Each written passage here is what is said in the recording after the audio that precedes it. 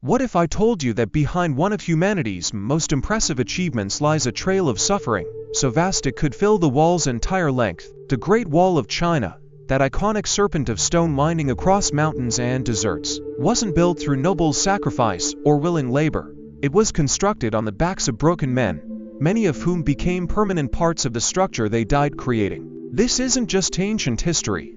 It's a haunting reminder of how easily human lives can be crushed beneath the weight of imperial ambition. Picture this: a peasant farmer in 3rd century BC China, tending his meager plot of land. When imperial soldiers arrive, they don't ask, they conscript. One day he's harvesting wheat, the next he's hauling 100-pound stones up steep mountain passes in the freezing cold. His family won't know if he lives or dies. This was reality for countless workers forced to build the earliest sections under the Qin dynasty. Emperor Qin Shi Huang, the same ruler who buried scholars alive and created the Terracotta Army, demanded this impossible project with typical ruthlessness. Historical records suggest up to 300,000 soldiers and nearly 1 million civilians were pressed into service, more people than lived in most European cities at the time. The wall grew through dynasties, each adding their own sections, but the Ming Dynasty 1368 to 1640 perfected both its architecture and its cruelty. Workers weren't just peasants anymore.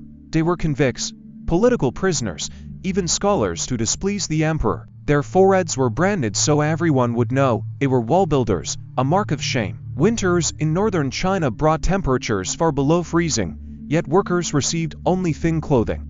Summer brought scorching heat with no shade. The mortar mixing pits weren't just for lime and sand. Legend says workers' blood became part of the mixture, and they collapsed into the viscous paste.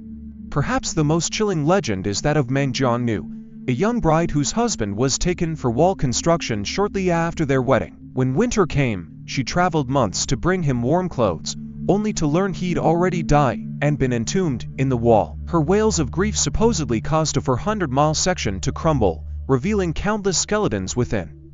While likely fictional, this story endured because it spoke a terrible truth. The wall was a mass grave.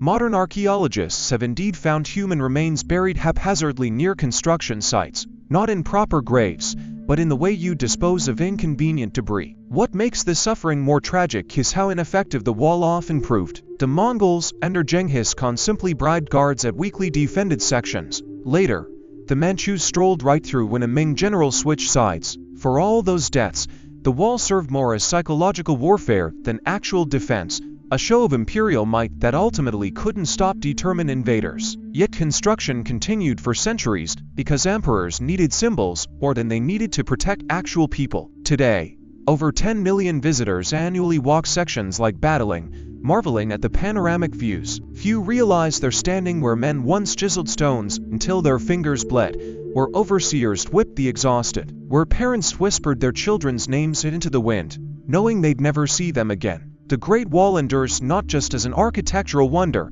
but as history's longest monument to disposable humanity. Every brick poses a question: how many lives is greatness worth? As you watch the sunset paint those ancient stones gold, remember, their true color is red. Hey there, if you're enjoying this video and appreciate the effort behind it, don't forget to like this video. It really helps the channel grow, and if you haven't already, hit that subscribe button and turn on the notifications so you never miss an update. Oh, and one more thing, share this video with your friends. Spread the love and support. Alright, now let's get back to the video. Let me know if you want any tweaks.